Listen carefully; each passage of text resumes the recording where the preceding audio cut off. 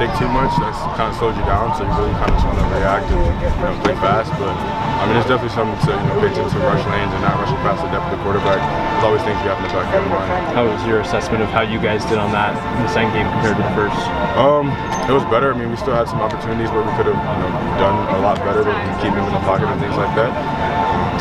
That's always going to be a week-to-week basis. We play a lot of guys that can roll and are very elusive in the pocket, so it's always going to be something we're going to have to work at. Can you talk about the challenge of this particular running quarterback? Coach Grinch was saying how they do some design runs as opposed to kind of the usual read option stuff. How does that change the math for you guys when he's the lead runner? Yeah, I mean, so I said this yesterday too, but like usually, when you have a pocket passer, you're playing with 10 guys on offense, 11 guys on defense. So the math, the defense is obviously up, but you got to run a quarterback, especially with design runs. It's 11 on 11. So you got to kind of account for the quarterback in the run game, which is different than usual. And he's a hell of a runner. They just like you said, they design plays to run for him. So just gonna have to be sound, like really sound in the game, run fits and everything like that.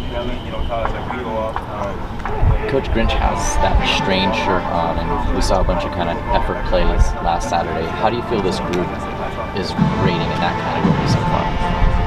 I think we're doing a good job. I think that's something that this defense is founded upon, and that's something that we want to have as a part of our DNA. And so that's something that we always strive for. It's always a focus for us. Going into practice, we're talking about it. After practice, we're talking about it. It's a lot bigger than I feel like it is in some other places because, like I said, that's what we're based off on. Straight defense. Everybody has to strain and do a little extra to get the job done.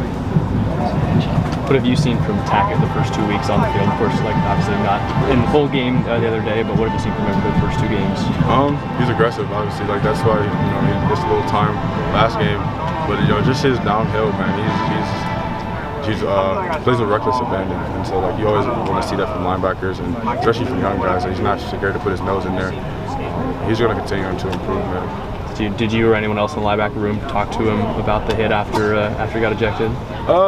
We told him good job. Obviously you don't want to hurt anybody, which he didn't. But it is football, so he came in there with aggression. He didn't mean to be that high. I'm sure he didn't want to get kicked out the game. But that's just something to learn from.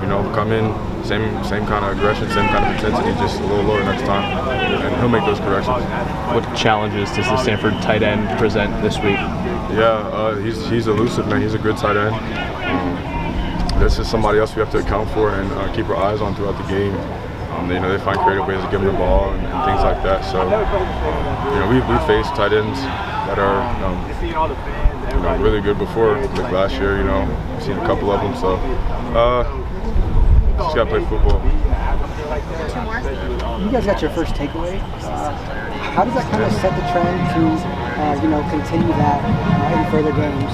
Yeah, similar to the strain question, that's something that we always want to focus on, harp on, is getting takeaways. And for our first one to be from a big guy from Stanley, man, that's awesome. That was so cool to see, and it really gave us a lot of energy. That's what it always does. Takeaways, they provide momentum for the team, especially for the defense. Give you a lot of confidence going out the next drive and things like that. So, congratulations to Stanley, and it's just a start for us.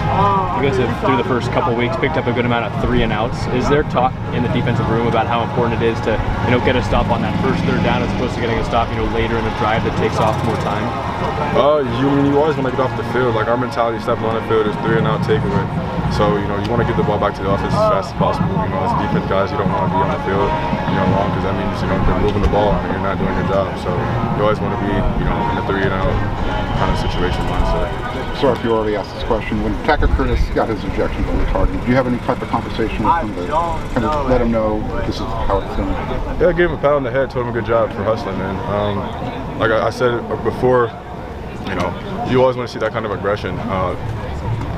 Directed a little different, not on the head, a little lower, but I wouldn't tell him to do anything different besides lower his target. So, he plays hard, he plays fast, and you don't want to take that away from him at all.